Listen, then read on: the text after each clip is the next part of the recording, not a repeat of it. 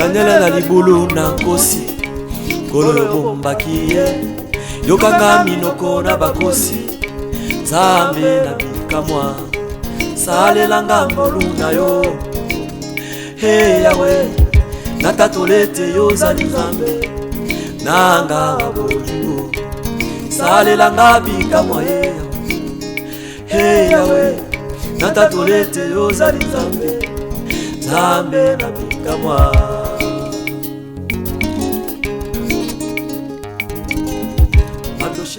Nous te disons un grand merci Jésus, parce que tout ce que tu fais est parfait. La Bible dit nous avons tout pleinement en toi. Permets que ce moment soit un temps où tu veux encore nous donner la sémence venant de ta part. Parle-nous Seigneur Jésus, que nous puissions mettre cette parole en pratique, que nos vies soient identiques à la tienne, parce que tu as voulu Seigneur nous ramener auprès de toi pour que nous soyons un peuple mis à part. C'est pour cela que nous nous laissons entre tes mains. Merci pour ce moment. Bénis mon frère, bénis ma sœur pour la seule gloire de ton nom, car tu es le Dieu que nous élevons. En ton nom, Jésus-Christ, que nous avons ainsi prié. Amen. Amen. Nous vous saluons tous au nom de notre Seigneur Jésus, vous tous qui êtes là et qui veut à tout prix écouter encore le roi des gloires, celui qui nous aime tant, celui qui nous a accordé sa parole. Shalom, shalom à tous nos bien-aimés. Merci d'être là et nous croyons que le Seigneur va encore nous parler davantage. Alors là où nous sommes, nous allons prendre nos Bibles. Tu vas prendre ta Bible, bien-aimé.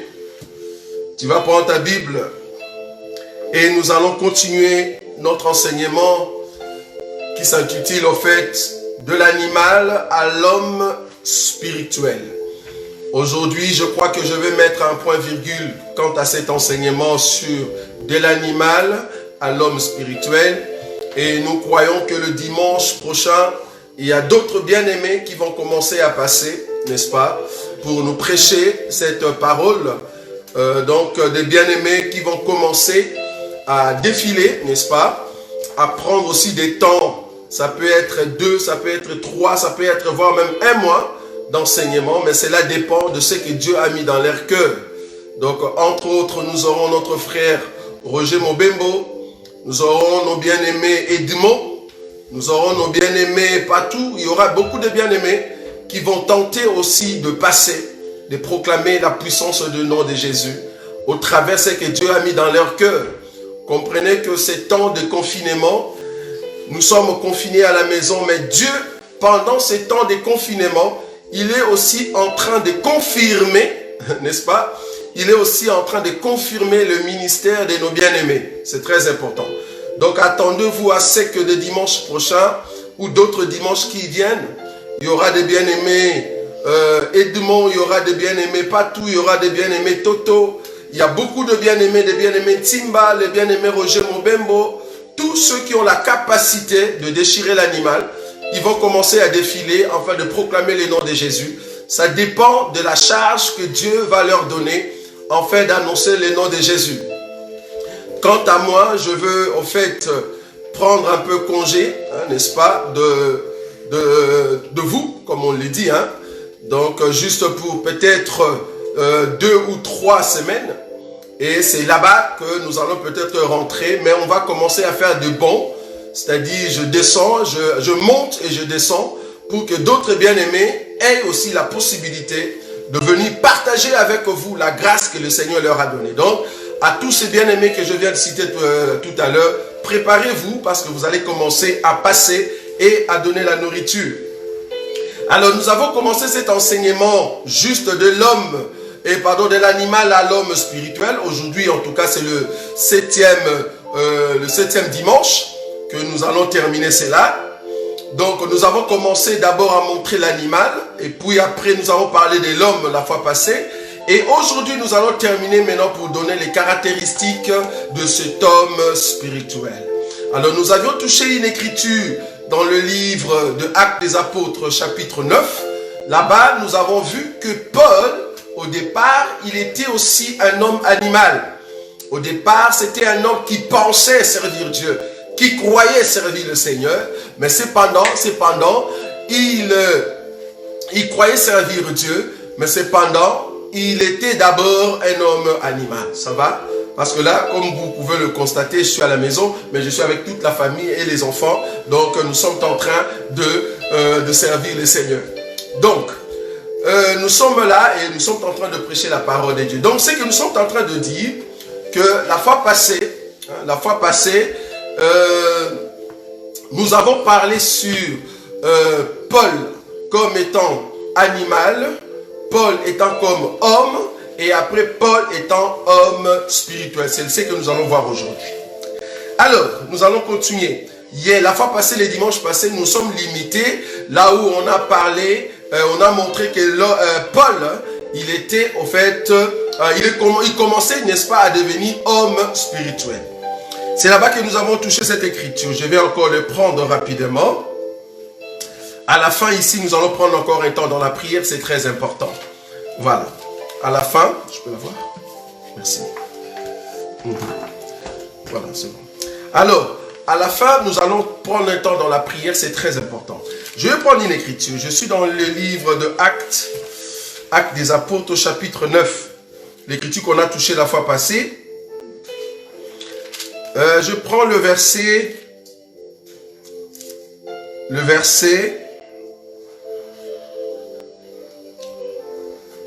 Je prends le verset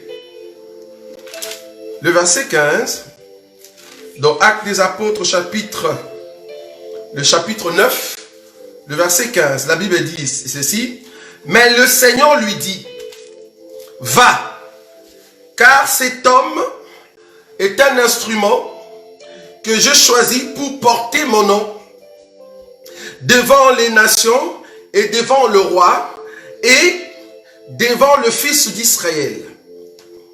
Et je lui montrerai tout ce qu'il doit souffrir pour mon nom. Ananias sortit, et lorsqu'il fut arrivé dans la maison, il imposa le main à Saul en disant, Saul, mon frère, le Seigneur Jésus, qui t'est apparu sur le chemin par lequel tu venais, m'a envoyé pour que tu recouvres la vue et que tu sois rempli du Saint-Esprit. Les dimanches passés, il y a un élément que j'avais sauté, que je n'avais pas mentionné. C'est ce que je vais mentionner aujourd'hui. C'est très important. C'est vraiment une petite écriture qui se trouve dans le verset 17. Parce que nous, comme vous comprenez dans cet évangile, nous regardons l'écriture avec beaucoup d'éléments. Tu peux lire la même écriture 10 fois, mais si le Seigneur ne te donne pas l'œil pour bien voir les choses qui se trouvent dans la même écriture, alors tu peux louper. Vous voyez? Il y a un élément très important. Remarquez le verset 15 et le verset 17. Dans le verset 15, le Seigneur est en train de vanter pour dire que je veux utiliser au fait Paul. Mais cependant, si vous regardez le verset 14, là Ananias était en train d'accuser. En d'autres mots, c'est comme s'il s'est lamenté devant le Seigneur que cet homme auprès de qui tu m'envoies, c'est quelqu'un qui vient avec un mandat pour arrêter ceux qui proclament ton nom au Seigneur. Vous voyez? Donc quelque part, Ananias se disait, mais on doit quand même faire attention avec cet homme de Paul. Or, Ananias ne savait pas que Jésus a déjà changé la vie de Paul. C'est très important. Jésus a déjà changé la vie de Paul. Je me dire à quelqu'un, parce qu'il faut comprendre que comme je termine cet enseignement, je veux plus terminer dans les exhortations pour t'aider à comprendre ce que tu es en Christ Jésus. Peut-être nous ne te connaissons pas. Ça peut être normal que je doute de ce que tu es. C'est normal. Parce que moi, je ne suis qu'un homme.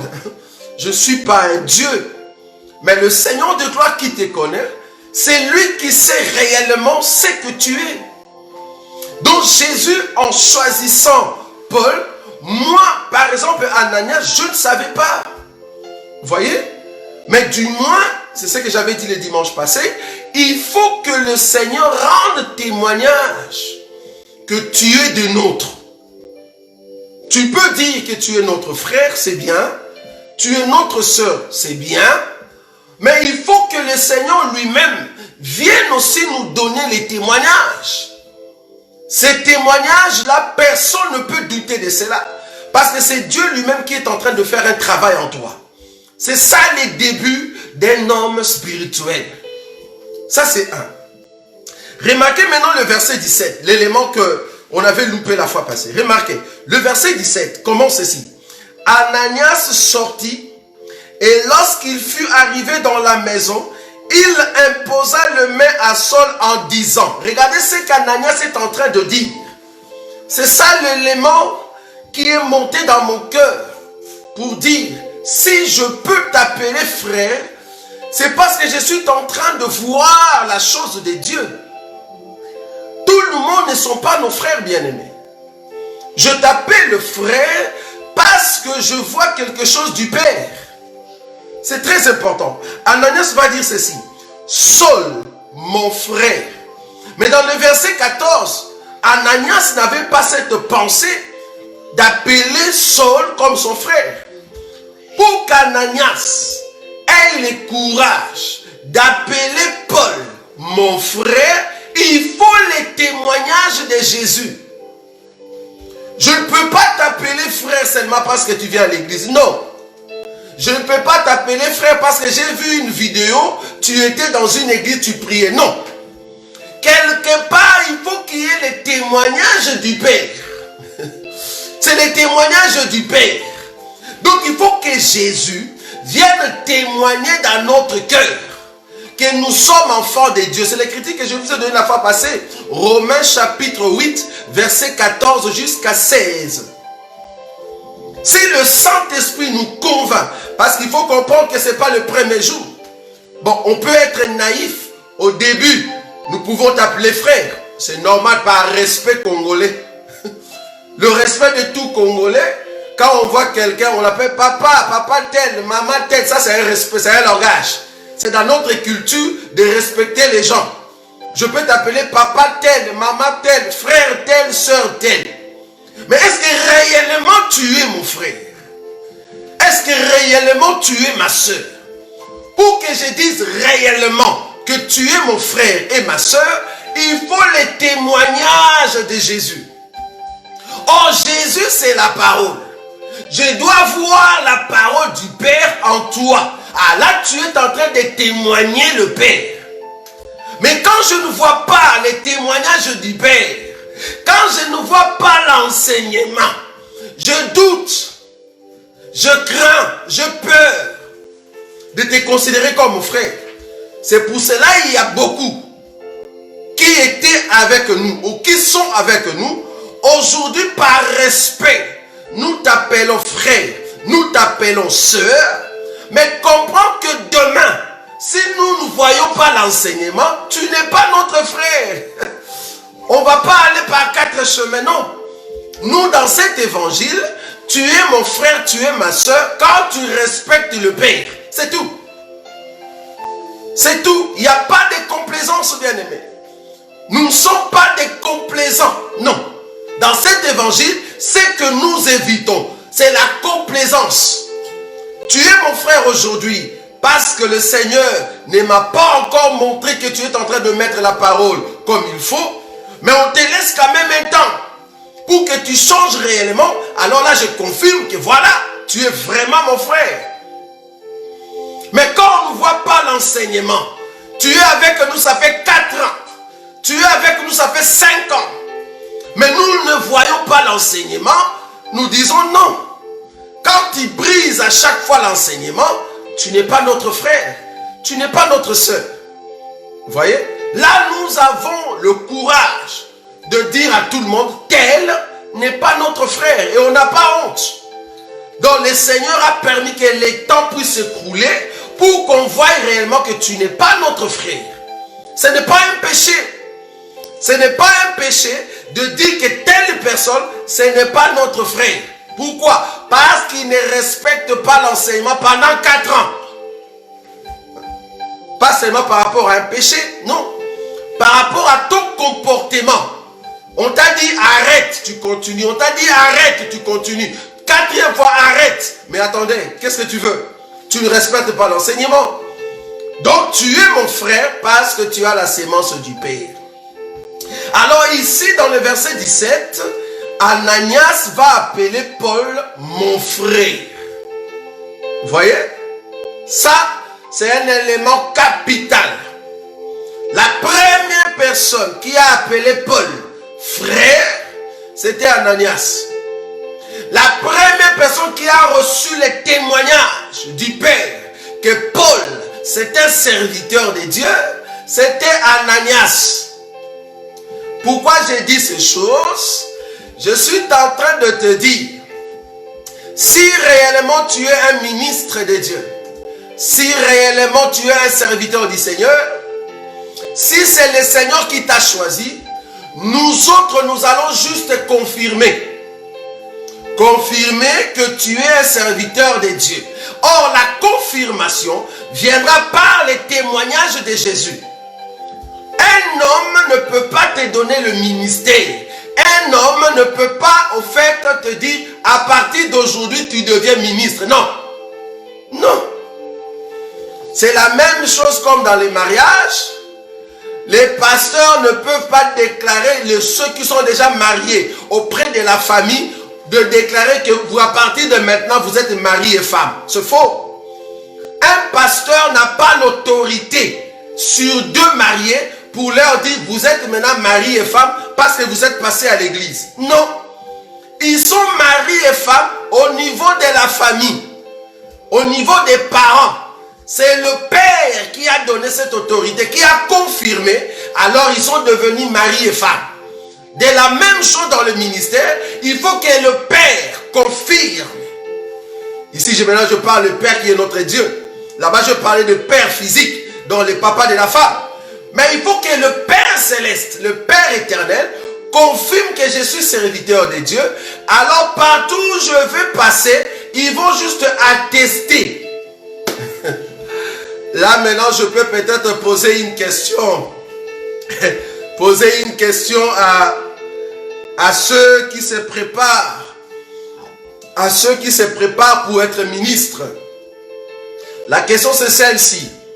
Combien de fois doit-on reconnaître le ministère d'un ministre? C'est une question très capitale, bien-aimé.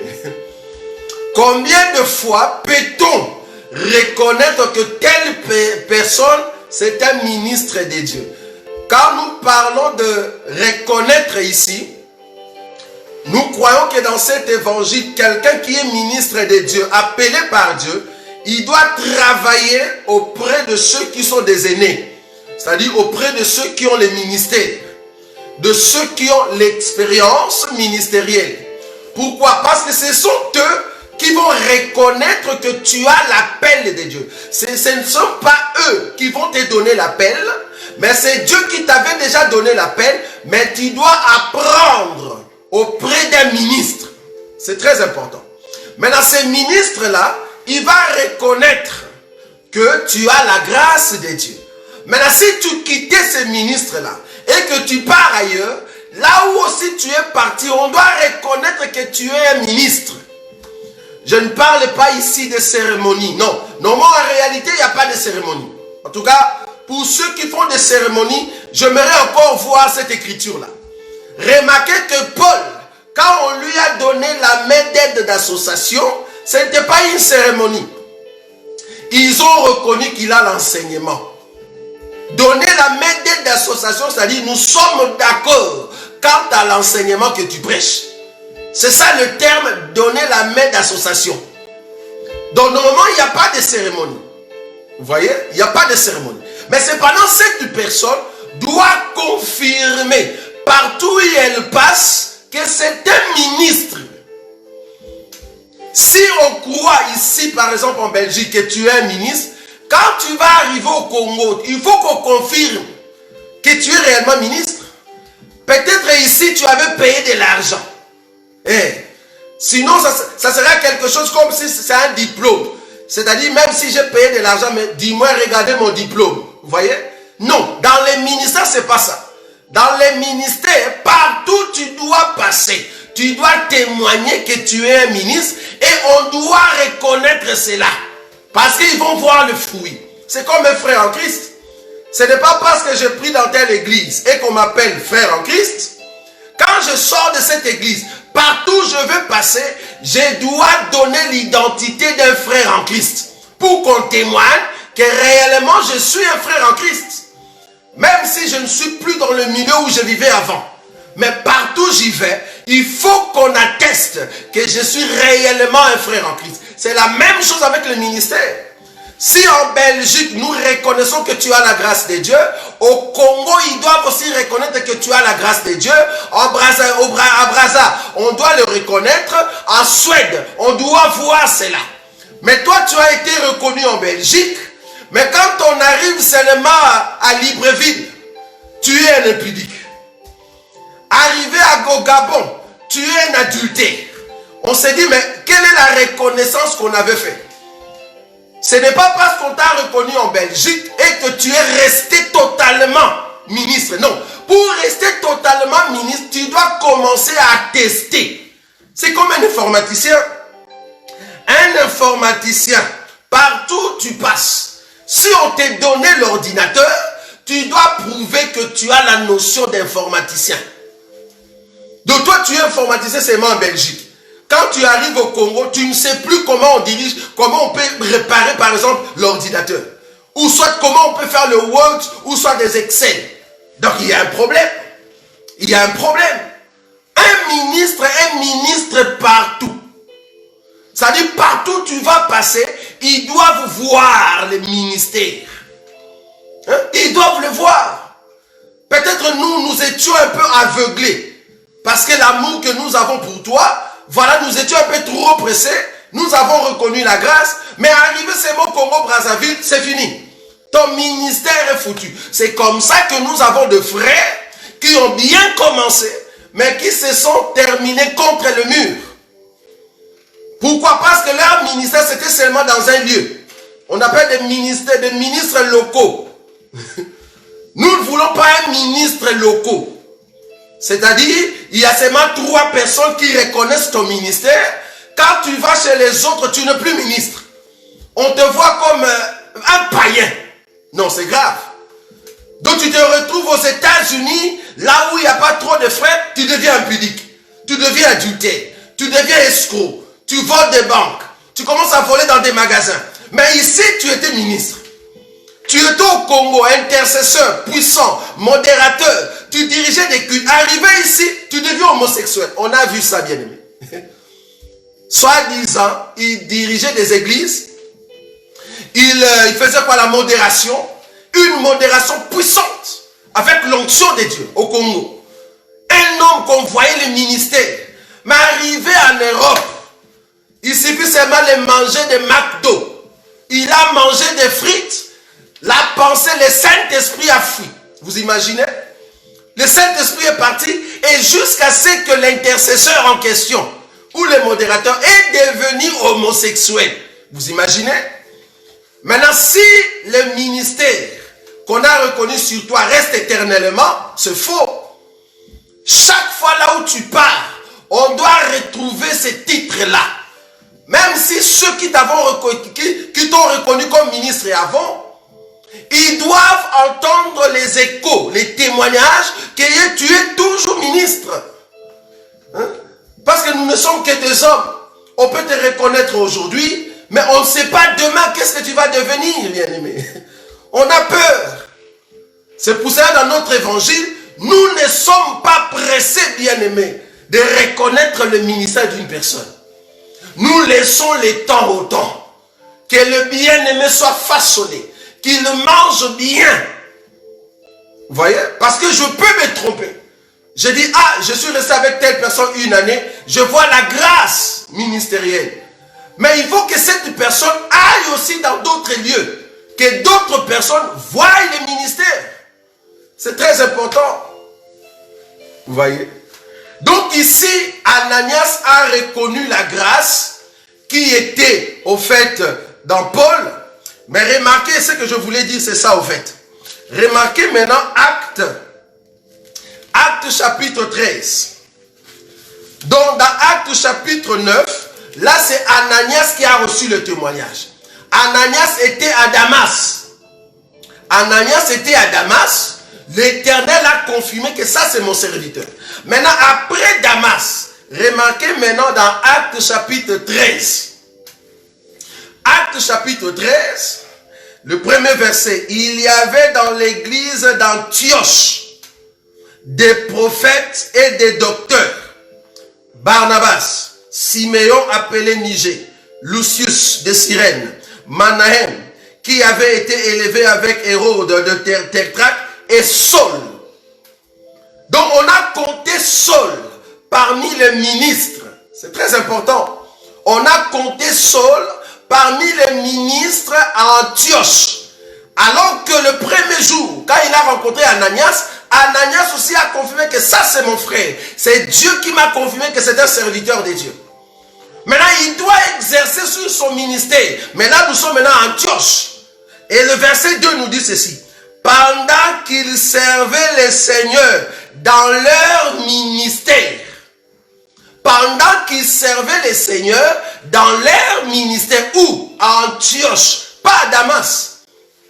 Peut-être à Damas, on pouvait dire, bon, peut-être Ananias avait reçu de l'argent. C'est pour cela Ananias l'a reconnu.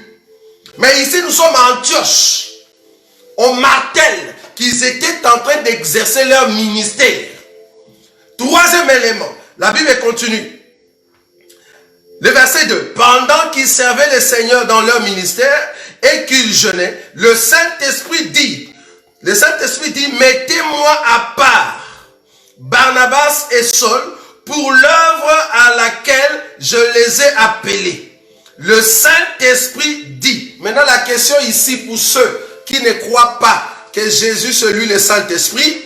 Le Saint-Esprit dit mettez-moi à part. Mais qui est le Saint-Esprit pour qu'on mette à part deux personnes en fait qui servent? Parce que regardez bien ce que le Saint-Esprit a dit. Hein? Bon, je dis ici pour ceux qui ne croient pas que le Saint-Esprit c'est Jésus. Hein? Ici on nous dit le Saint-Esprit dit mettez-moi. Donc le Saint-Esprit dit mettez-moi à part. Mettez-moi à part Barnabas et Saul pour l'œuvre à laquelle je les ai appelés. Est-ce que c'est le Saint-Esprit qui a appelé Barnabas et Paul?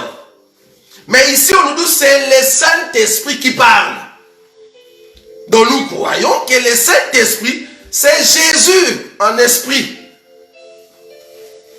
C'est Jésus qui est en train de parler. Vous voyez? Parce que c'est Jésus qui avait choisi Paul. Maintenant ici par le biais du Saint-Esprit de mettre à part Paul et Barnabas. C'est pour cela que nous disons que Jésus c'est le Saint-Esprit. Donc nous n'avons pas trois personnes en Dieu. Oubliez ça.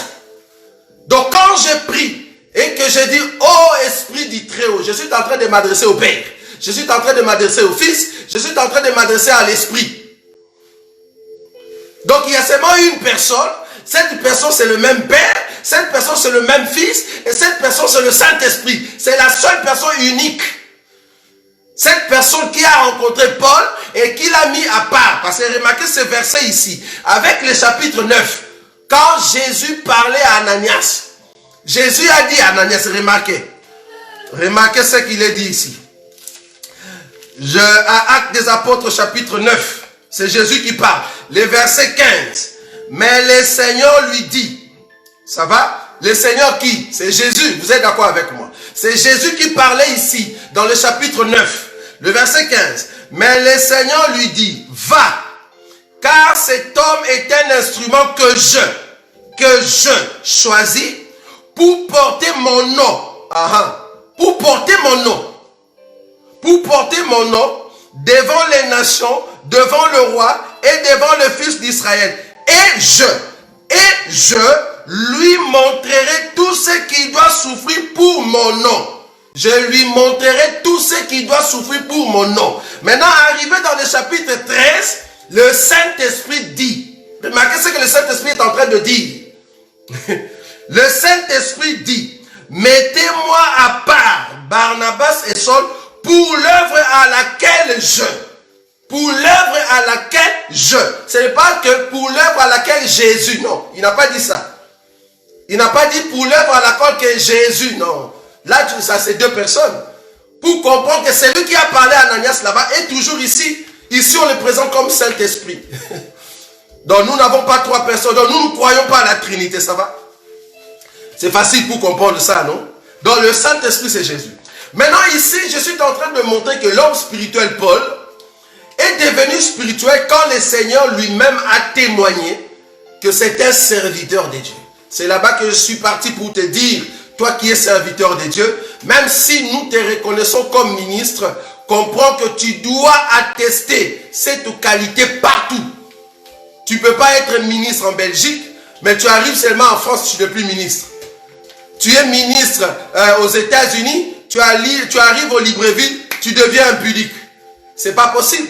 On t'a reconnu ministre au Congo, arrivé seulement ici, à côté en Égypte, tu es impudique, adultère. Non, ça ne va pas.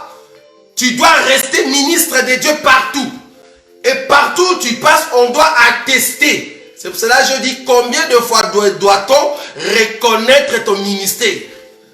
C'est partout où tu passes, on doit reconnaître cela. Partout où tu passes, si tu nous quittes ici en Belgique, pour aller quelque part, ils doivent attester. Remarquez que le jour où Ananias a appelé Paul, que tu es mon frère, Pierre n'était pas là, Jacques n'était pas là. Le jour ici, dans le chapitre 13, le jour où Paul et Barnabas, ils étaient en train de jeûner et exerçant dans leur ministère, ce n'était pas l'église là où habitaient Pierre et les Paul, et les Jacques. Et quand le Saint-Esprit est venu, alors qu'ils étaient en train de jeûner, le Saint-Esprit a prouvé que voilà, ces deux-là, mettez-les à part. Alors qu'ils étaient en train d'exercer le ministère, la Bible dit que c'est le Saint-Esprit qui a dit, mettez-moi à part. Pierre n'était pas là, Jacques n'était pas là. Donc quand nous arrivons maintenant, je crois, dans le chapitre 15, hein, si je me rappelle encore, parce que je connais quand même l'histoire de l'église. Donc arrivé maintenant au chapitre 15, c'est là-bas qu'ils vont maintenant commencer à monter à Jérusalem, parce qu'il y avait des faux serviteurs qui étaient venus, si je me trompe bien, ils ont prêché un faux enseignement. Alors Paul et Barnabas, ils sont montés à Jérusalem. C'est là-bas qu'ils ont présenté l'enseignement comme il faut. C'est ce que Galates, dans les livres de Galates, on l'a repris.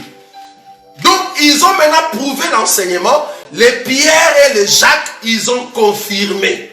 Alors qu'ils étaient dans une réunion des anciens. Ils ont confirmé que cet homme, ils ont l'enseignement. Mais ce n'est pas Pierre qui a fait que Paul devienne ministre. Non. Non.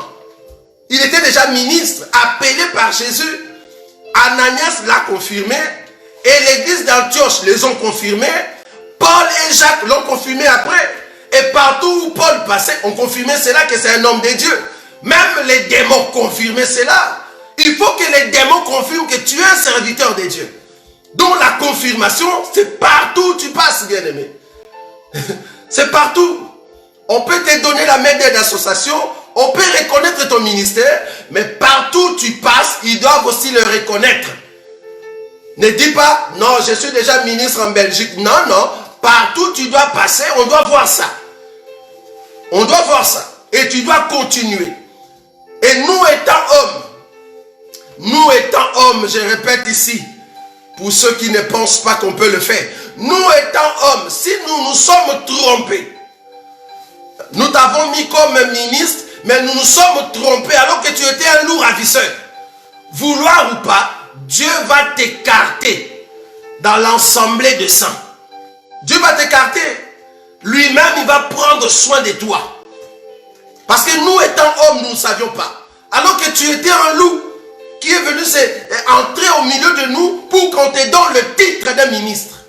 Comprends qu'on va te démasquer et c'est là-bas que Dieu va t'écarter. Parce que le méchant ne résiste pas dans l'assemblée de saints. Tu vas t'écarter toi-même, tu vas disparaître. Parce que tu vis dans le péché. Vous voyez? Donc c'est ce que le Seigneur veut. Alors Paul commence maintenant à marcher comme un homme spirituel. Pourquoi? Parce que premièrement, il a été choisi de Dieu. Deuxièmement, il est maintenant rempli du Saint-Esprit par l'imposition de main que Ananias avait fait. Qui dit rempli du Saint-Esprit, c'est-à-dire c'est le Saint-Esprit maintenant qui prend contrôle. Jean chapitre 14. Jean chapitre 14, je vais prendre cette écriture rapidement. Ça c'est un homme spirituel. Un homme spirituel, c'est un homme qui est spirituel partout. C'est ce que je voulais dire. Parce que si tu es ministre de Dieu, nous croyons qu'un ministre est un modèle. C'est un homme spirituel. Ça va? Donc tu dois l'être partout. Jean chapitre 14. Je vais prendre cette écriture. Jean chapitre 14. Je prends le verset 16. Jean chapitre 14. Le verset 16. Et moi je prierai le Père et il vous donnera un autre consolateur, afin qu'il demeure éternellement. J'aime beaucoup cette écriture. Afin qu'il demeure éternellement avec vous. L'esprit de vérité. Vous voyez?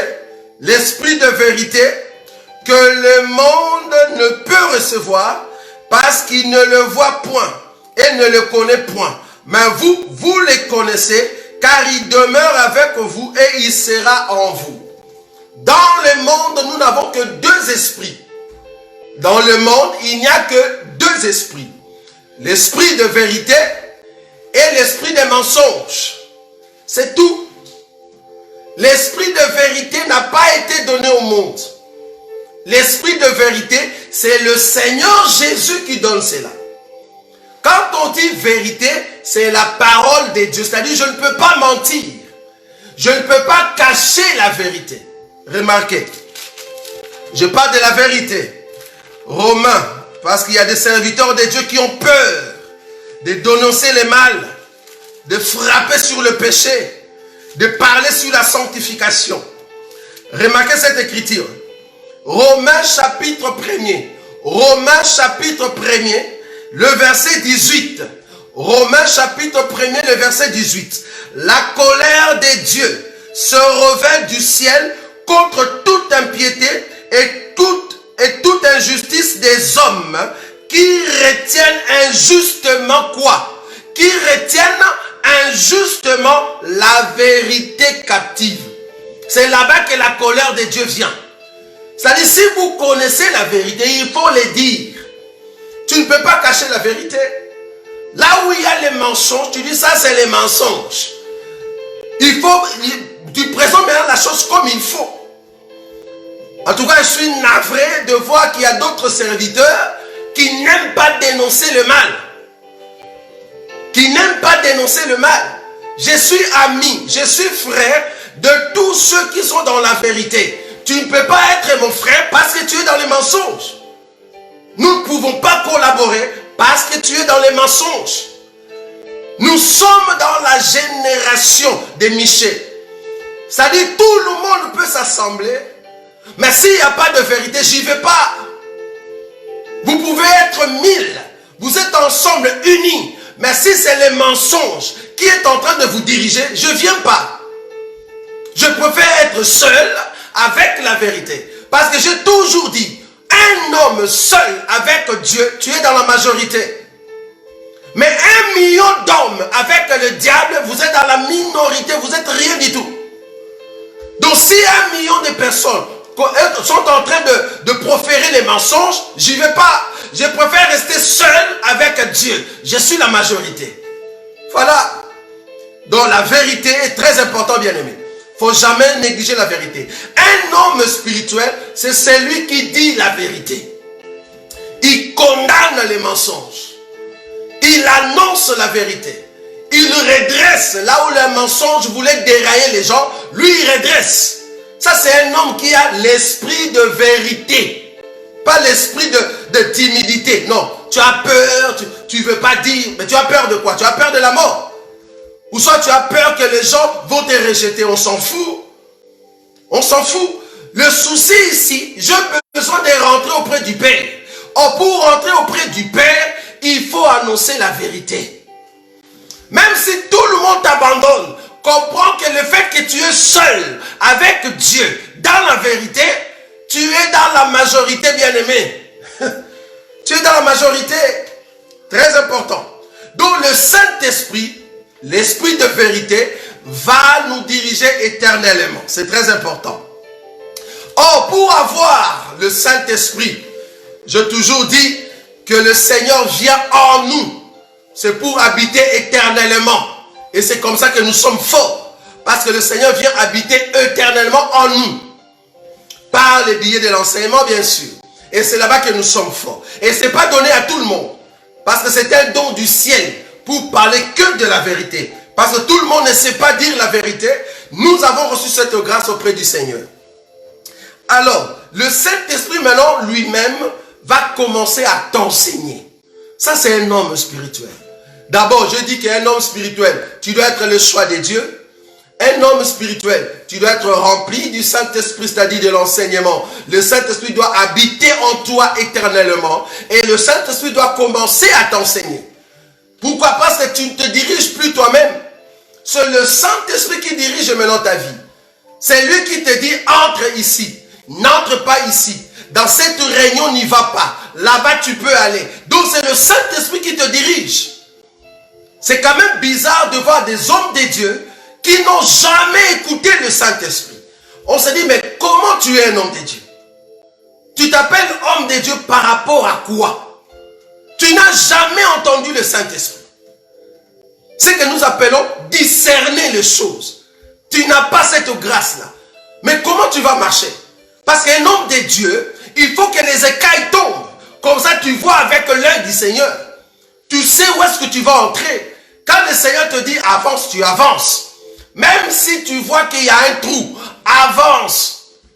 Si Dieu te dit avance et qu'il y a le feu, il te dit d'avancer, avance. Peut-être le feu que tu vois, c'est une photo. Et lui, il sait. Toi, tu ne le sais pas. Mais parce qu'il te dit avance, c'est parce que lui-même, il sait que tu vas sortir. C'est comme ça que nous sommes. Nous avançons toujours avec la vérité. Même si les gens veulent nous haïr, nous continuons avec la vérité. Le Seigneur ne nous a pas dit d'arrêter. Il nous a dit d'avancer. Nous avançons. C'est ça Dieu. Comment est-ce qu'un homme de Dieu, tu n'as jamais écouté le Saint-Esprit? C'est pas normal. Tu as un problème très sérieux. Donc, le Saint-Esprit deviendra ton enseignant.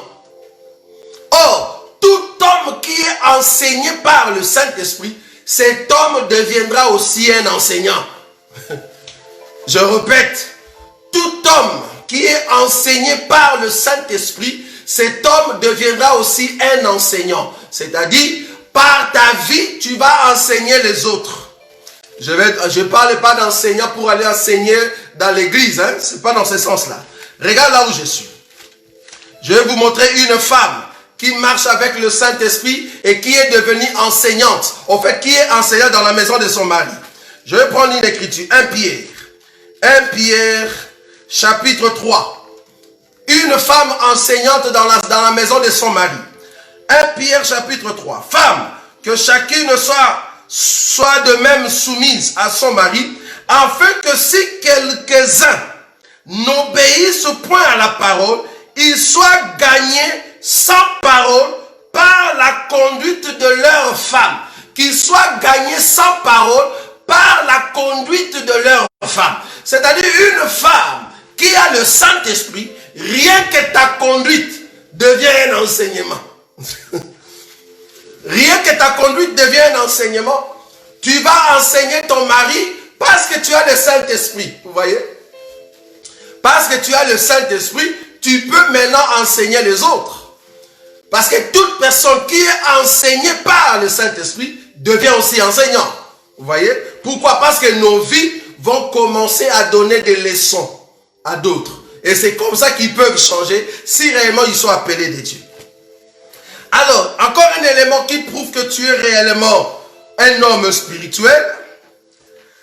Il faut que l'enseignement que le Saint-Esprit est en train de te donner, c'est ce que je dis tout à l'heure. Il faut que cet enseignement devienne aussi un enseignement pour les autres.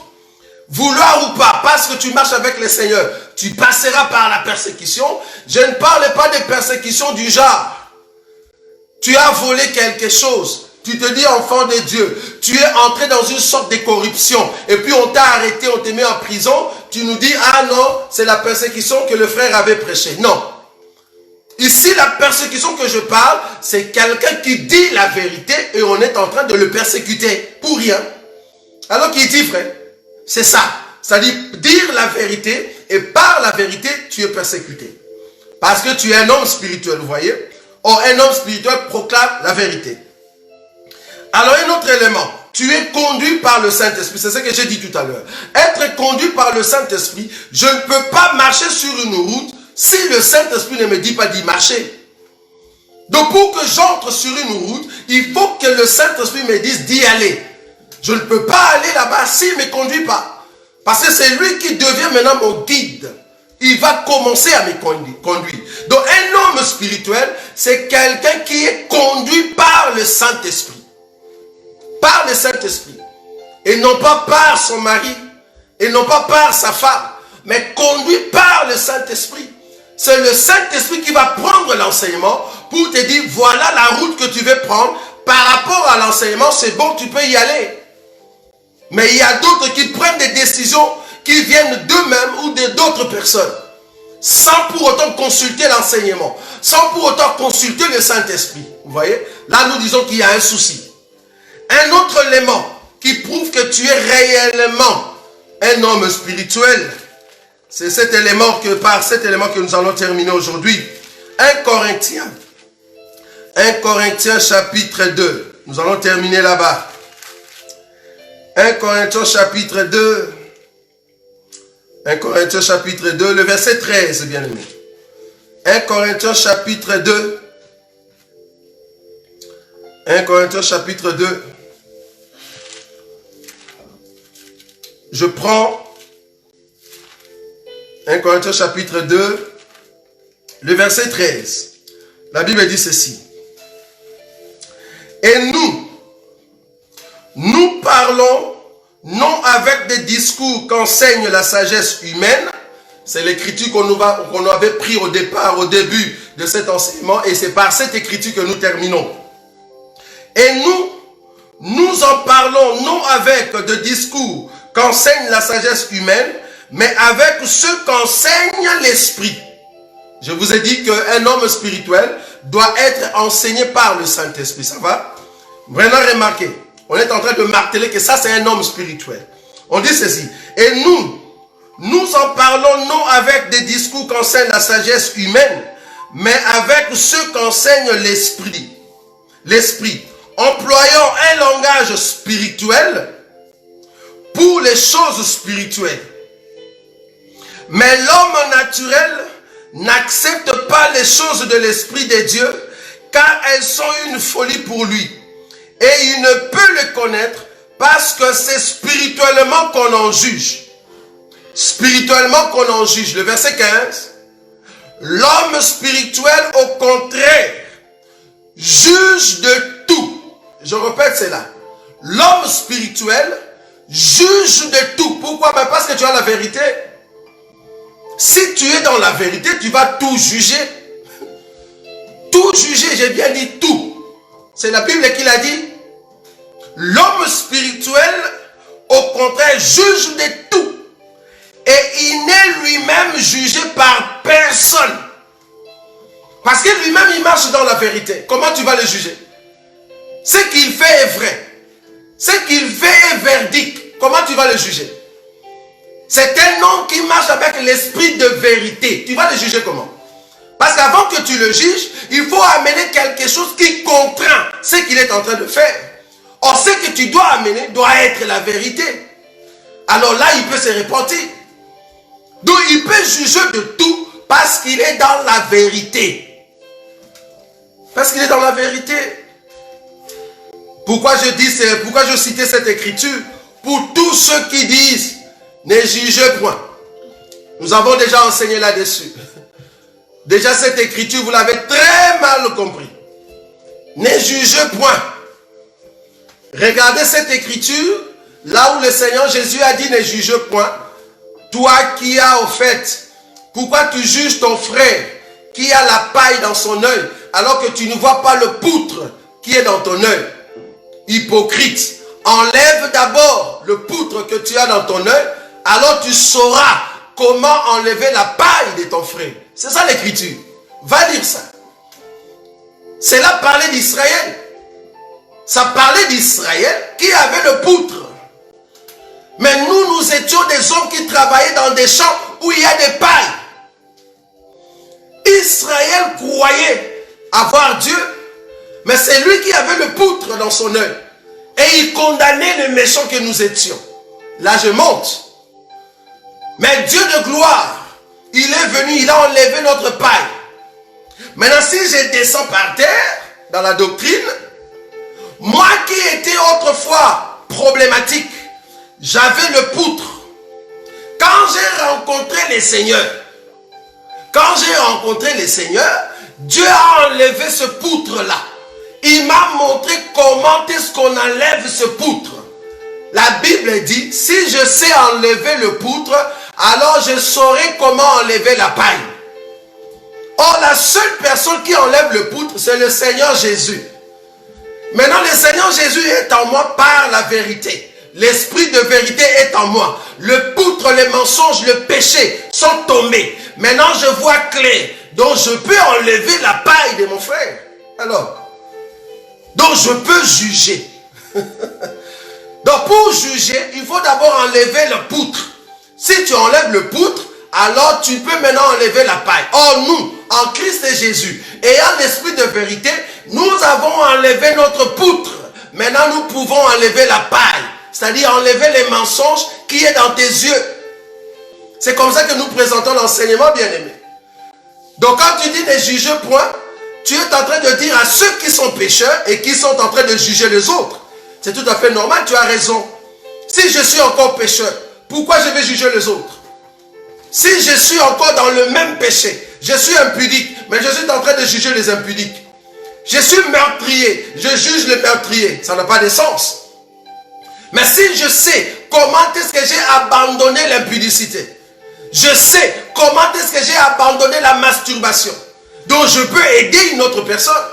Là, le poutre est tombé, alors je sais enlever maintenant la paille de l'autre. Donc je ne suis pas en train de juger, je suis en train d'aider la personne. Donc vous avez très mal utilisé cette écriture. Et plus grave encore, il y a d'autres qui sont partis plus loin pour dire, ah nous tous, nous ne sommes que des pécheurs, pourquoi juger son frère, pourquoi condamner, il ne faut jamais condamner. Attendez, nous ne sommes pas de la même nature. Non, je n'ai pas la nature pécheresse, bien-aimé. Parce que quand tu confesses ça, tu es en train de confesser que tu es faible. Moi, je ne suis pas faible. J'ai Christ en moi. Je vis dans la sanctification. C'est vrai, quand je suis en train d'aider mon frère, ça dépend des taux que je peux utiliser. Mais cependant, si Dieu me dit que ça c'est un chat, il faut l'appeler chat, je ne vais pas changer parce que je vois les hommes, je l'appelle chien. Non. Si c'est un chat, je l'appelle chat. Si c'est un chien, je l'appelle chien. C'est ça un homme qui dit vrai. Tu vois un chat, mais tu dis non, à cause des hommes, je l'appelle quand même rat. Non, là tu mens. Là tu es en train de faire de la compromission. Nous ne prêchons pas avec compromission. Nous disons la vérité. Ça c'est un homme spirituel. Un homme spirituel n'a pas besoin de la mort. Et il n'a pas peur de la mort. Même devant la mort, il va continuer à dire la vérité.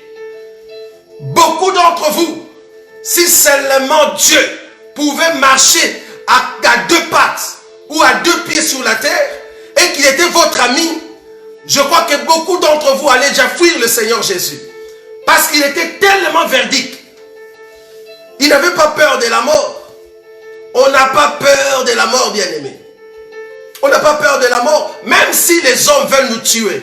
Mais du moins, je dirai la vérité, parce que je sais qu'après la mort, je vais rencontrer le Seigneur. Oh, un homme spirituel, c'est un homme puissant. C'est un homme qui marche avec le feu dans la bouche. Un homme spirituel, c'est un homme puissant. C'est un homme qui marche avec le volcan dans sa langue. Donc quelqu'un qui dit la vérité, attention. Il faut faire attention. C'est un homme que Dieu est en train de protéger. Parce qu'il proclame le royaume qui arrive. Nous proclamons le royaume qui arrive. Royaume de l'équité et royaume de la vérité. Parce que pour le moment, le monde sont dirigés par des hommes qui nous mentent à chaque instant. Ce que nous pouvons faire, nous, peuple de Dieu, c'est de dire la vérité. C'est très important. Voilà un peu ce que nous avions à partager avec vous. À montrer que si tu veux aller au ciel, si réellement tu veux te sentir dans la peau d'une personne qui va aller au ciel, ne crains pas de dire la vérité. Un homme spirituel n'a pas peur de la mort. Je parle ici que dire la vérité n'est pas synonyme d'insulter. Non. Dire la vérité n'est pas synonyme d'être insolent. Non. Dire la vérité, quand je vois un chat, je l'appelle le chat. Quand je vois un chien, je l'appelle le chien. C'est ça la vérité. Je vois bien devant moi que c'est un manguier, mais tu me dis de l'appeler un pommier. Quand je vois un manguier, je ne peux pas l'appeler pommier. Je vais dire non, c'est un manguier. Vous voyez? C'est ce qui s'est passé avec Michée. Michée avait déjà le message de Dieu, mais on voulait l'amener sur un chemin de mensonge. Il a dit non. Il a remis les choses en route. Mais on l'a arrêté, c'est tout à fait normal. Tous ceux qui vont vivre pieusement avec le Seigneur Jésus, ils seront persécutés. Donc il faut te mettre dans la peau de ces hommes-là. Que plus tu diras la vérité, plus les hommes ne vont pas t'aimer. C'est pour cela, nous, quand nous présentons les choses, nous ne voulons pas que vous puissiez nous aimer. Non. Nous condamnons toute personne qui sont au fait fanatiques de nous autres. Nous les condamnons. Soyez fanatiques de la parole. Soyez fanatiques de la vérité. Soyez fanatiques de Jésus. Nous sommes là pour présenter le chemin. Montrer aux gens là où nous allons partir. Parce que moi-même, je dois faire attention à ce que je dis, de peur que moi-même je puisse rester bien-aimé. C'est pour cela que je fais attention pour rester seulement dans la vérité. Mais malheureusement, il y a d'autres ministres de Dieu, soi-disant ministres de Dieu, ils ne sont pas là pour vous prêcher afin que lui-même parte aussi au ciel. Non. Il est là comme un poteau qu'on a mis sur une route. Il vous montre seulement la direction. Voilà, pour aller à Bruxelles, c'est à 28 km. Mais depuis que le poteau est resté, le poteau ne bouge pas. Il nous montre seulement les gens. Pour aller à Bruxelles, 28 km. Mais toi-même, le poteau, quel jour tu vas aller à Bruxelles? Il y a des ministres comme ça. Un ministre qui te montre les chemins, mais lui-même ne va pas arriver là-bas. Donc c'est un ministre charnel. Bien sûr qu'il t'a montré la voie pour aller là-bas, mais c'est un poteau directionnel. Un poteau directionnel. Il te montre seulement les chemins. Là-bas, pour aller à Jésus, mais moi-même je ne vais pas entrer. Allez, ça va pas. Ça va pas. Nous ne voulons pas des ministres comme ça. On se dit comment tu es ministre. Donc quand le malheur ou quand la souffrance arrive à cause de la vérité, toi tu fuis. Tu dis non, il ne faut pas condamner, il ne faut pas entrer, il faut condamner. Non. Mais attendez, quand tu ne condamnes pas le péché, qu'est-ce que tu prêches? Il faut condamner.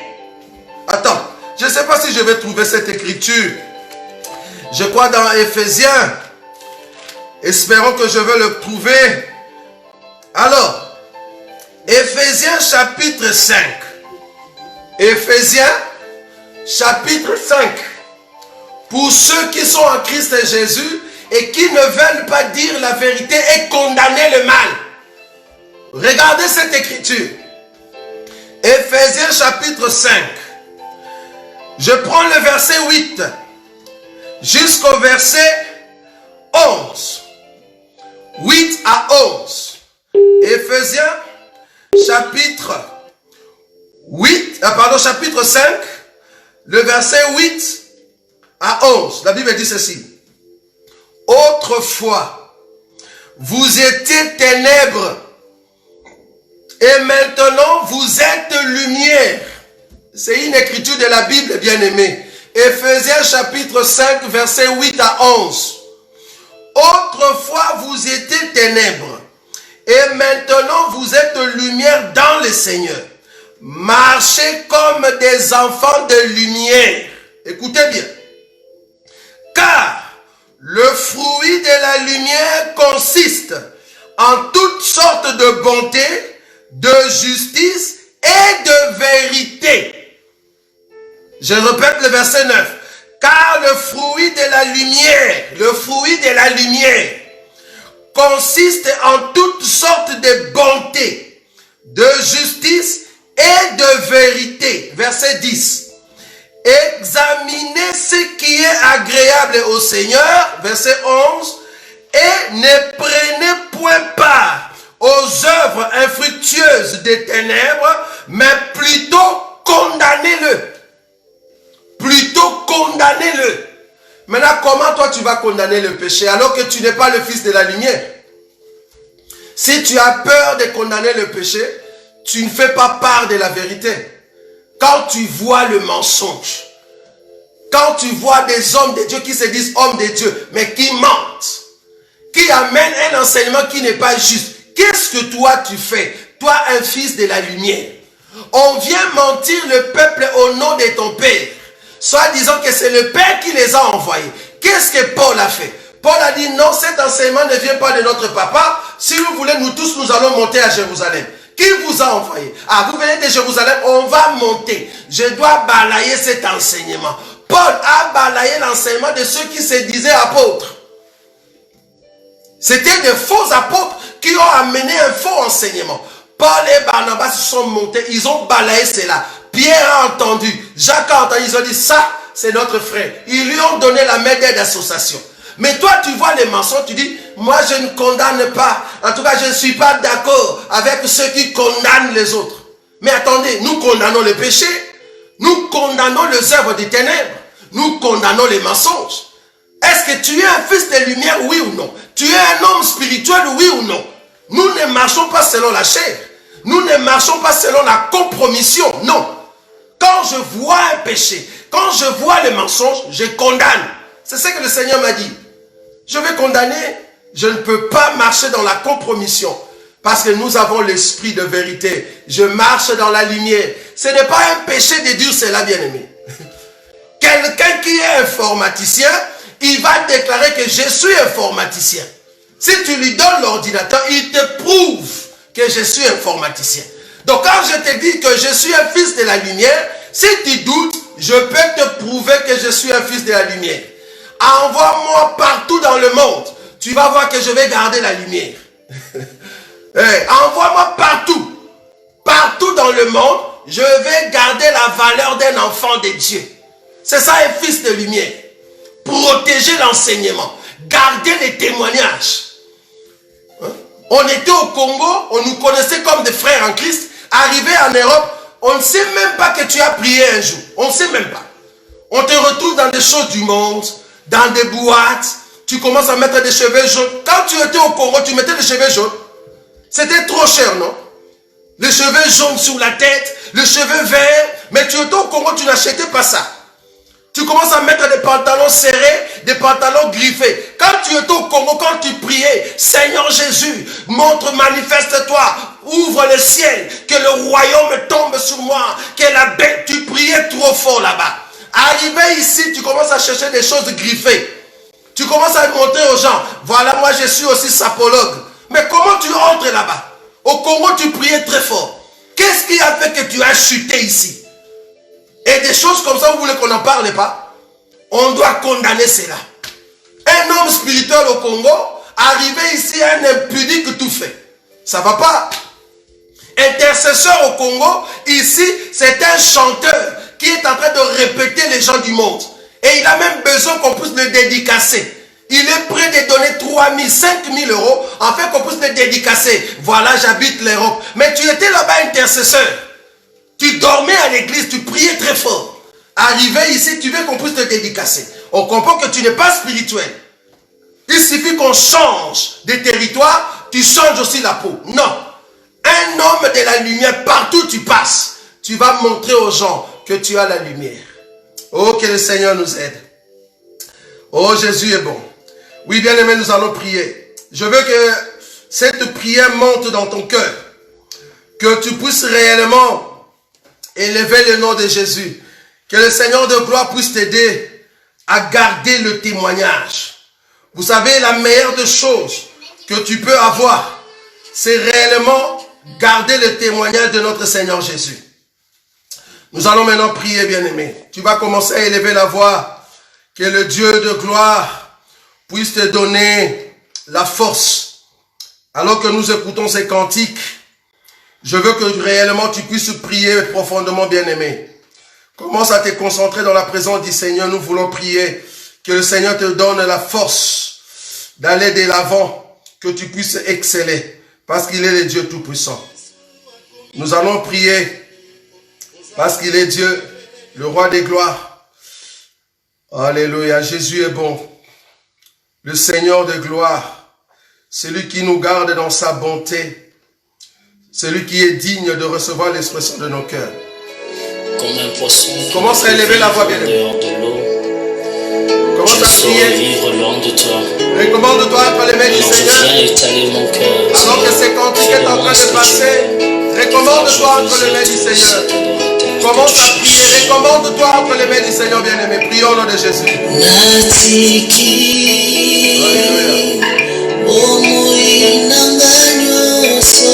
Oh Jésus, tu es bon. Alléluia, tu es le Dieu de gloire. Sois élevé, Jésus, notre roi et notre Seigneur. Nous voulons demeurer dans ta présence, Seigneur. Proclamer la puissance de ton nom, Seigneur, dans nos vies. Parce que tu es le roi des gloires éternelles.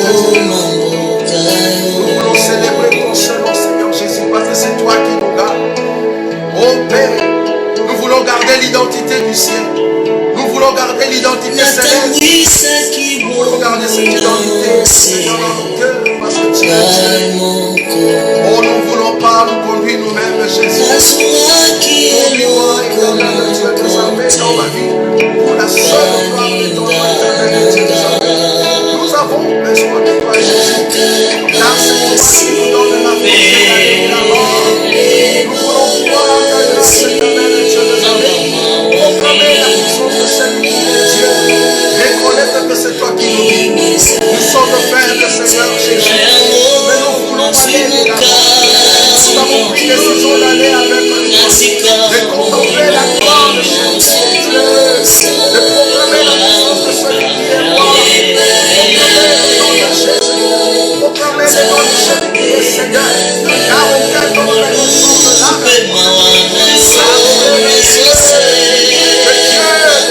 Nous avons besoin de toi, Seigneur. Qui peut nous donner encore cette grâce? Car c'est toi qui dirige ton peuple.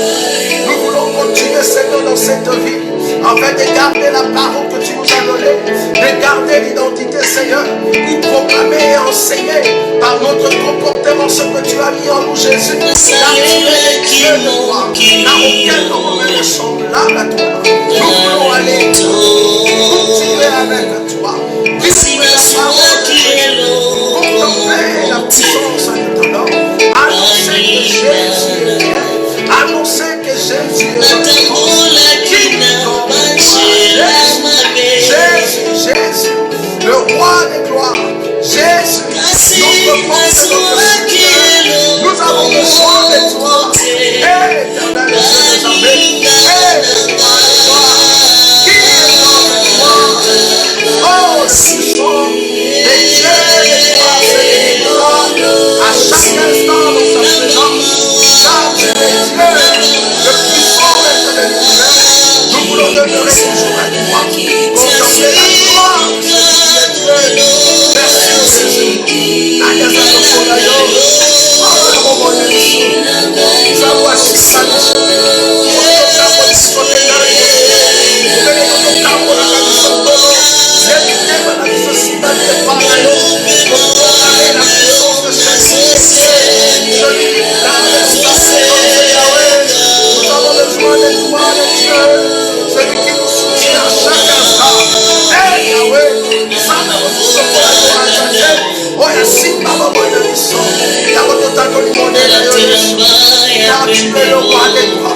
Celui qui nous aime vraiment, celui qui nous garde dans sa présence, celui que nous proclamons, Jésus, le roi des gloires. Nous voulons élever l'éternel dans notre vie par la parole du Seigneur que tu nous as donné en paix. Oh, Dieu de gloire, Dieu de gloire, Dieu de gloire, Dieu de gloire, celui qui est notre soutien en ce moment.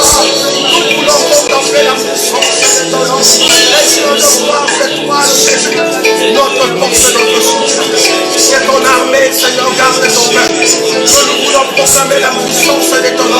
car aucun homme n'est semblable à toi. La force de tous ceux qui s'approchent de toi. Tu es le Dieu de gloire.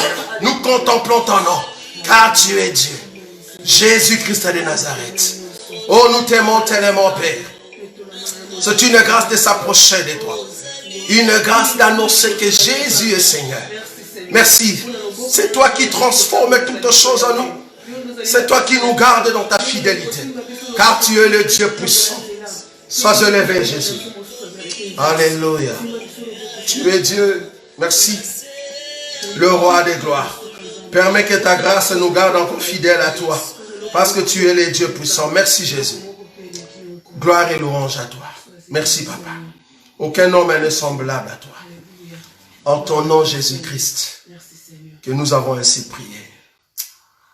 Alléluia. Amen. Amen, amen, amen. Que le Dieu de gloire vous bénisse, bien-aimés. Nous croyons que nous viendrons encore ici prochainement, afin de lever le nom de notre Seigneur Jésus. Vous savez, la grâce que le Seigneur peut nous donner, c'est de demeurer dans sa présence, dans la prière. Oh, si vous savez combien nous avons besoin de nous rencontrer encore et de lever Jésus dans nos prières, dans l'adoration, dans de louanges, nous avons besoin de toi. Oh, nous voulons voir ces choses, Seigneur. Oh, que le Seigneur nous donne cette grâce, afin de trouver cette opportunité pour célébrer le nom de Jésus. En tout cas, que le Seigneur de gloire vous bénisse pour tous les temps que nous avons pris avec vous par rapport à cet enseignement. Et nous croyons que nous allons venir encore prochainement avec un autre enseignement. Et le Seigneur ne manquera pas de nous bénir encore abondamment. Prochainement, comme je le dis, à partir de dimanche prochain, en tout cas, nous allons faire un programme. Il y aura d'autres bien-aimés qui vont commencer à passer. Donc, à la même heure, 18 h, chaque dimanche, il y aura un bien-aimé qui va passer. Ça dépend de la nourriture que le Seigneur va lui donner, les temps qu'il va prendre, en fait, de prêcher le peuple de Dieu. Donc, nous serons là pour les accompagner. Et Dieu voulant, il y a même aussi des bien-aimés qui sont en France. Ils peuvent toujours passer. Ils sont en France et ils peuvent passer en direct chaque dimanche, juste 1 h, 1h30 dans la présence de Dieu. Et c'est comme ça que nous allons commencer à suivre des enseignements chaque dimanche jusqu'à ce qu'on va nous déconfiner. C'est très important. Comme je l'ai dit au début, pendant ces temps de confinement, Dieu est en train de confirmer ceux qui ont la grâce de Dieu et c'est très important. Donc voilà, prochainement, vous aurez en tout cas nos bien-aimés. Donc il y aura le frère Roger Mobembo, il y aura des bien-aimés Tsimbanteke, il y aura des bien-aimés Edumon Kachama, il y aura des Roland Kalonge, il y aura de Patou, notre frère Patou, il y aura le frère Gauthier, il y aura le frère Pati. Donc il y aura beaucoup de bien-aimés qui vont maintenant commencer à passer chaque dimanche, même pour un dimanche seulement, mais ils vont passer en live.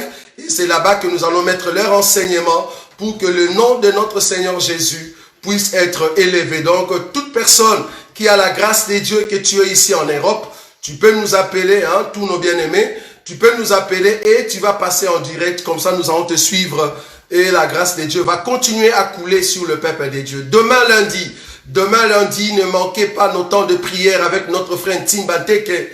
Jusqu'à présent, il a encore le souffle de donner la grâce qu'il a dans la prière. Donc, nous le laissons encore les temps jusqu'à ce que lui-même va au fait nous donner la grâce pour qu'une autre personne vienne et commencer à diriger ces temps de prière. C'est très important. Mais pour le moment, le bien-aimé a encore le souffle, il peut continuer. Donc, demain lundi et mercredi, nous avons notre temps de prière à partir de 21 h avec notre frère Tsimbanteke. Le jeudi, nous avons nos bien-aimés, le frère Edmond, le frère Patou et le frère Boïka, nos jeunes frères. Ce sont eux qui sont en train d'animer le jour de jeudi avec des émissions du frère Patou et avec tous ceux qui sont en train de donner comme enseignement. Donc ne manquez pas ce temps que Dieu leur a donné afin de prêcher la parole de Dieu en live.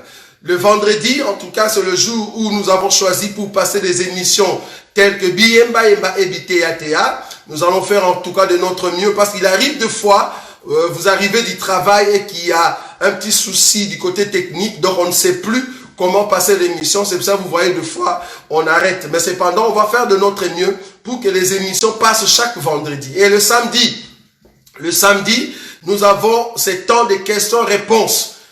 Que notre bien-aimé Tsimbanteke est en train de passer avec notre sœur Glody de la France.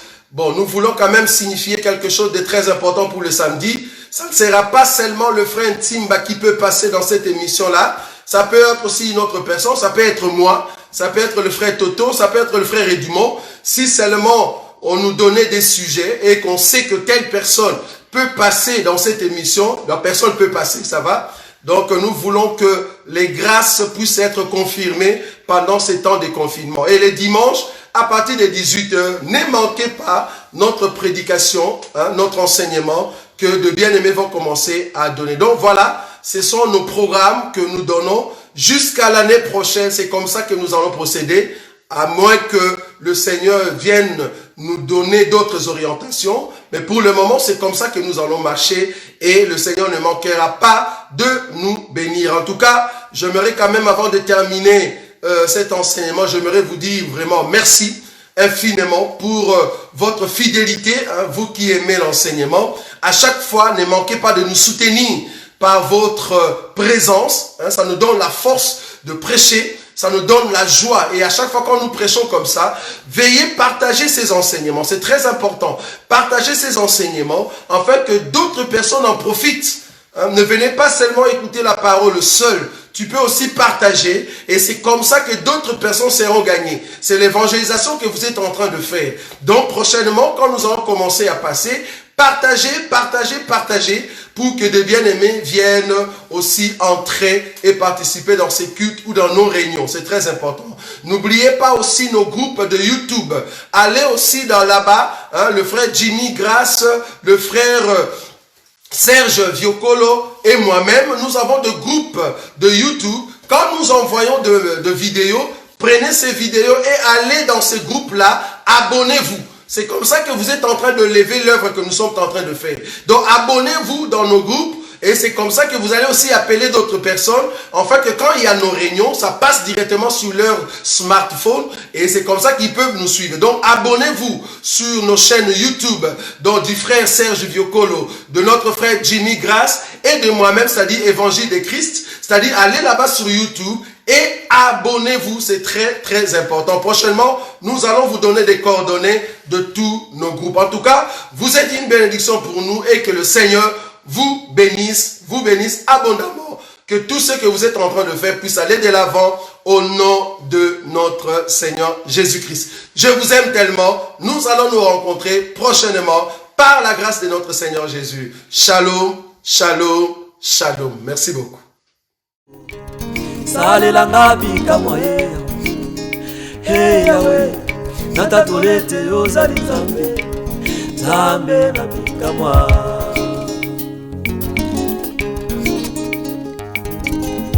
Matoshe moyuda na soro abatela na yo yomatisa ye na bunda yawa amana kokate kopanza ye salelanga ngolu na yo Yahweh natatolete ozali Nzambe nanga salela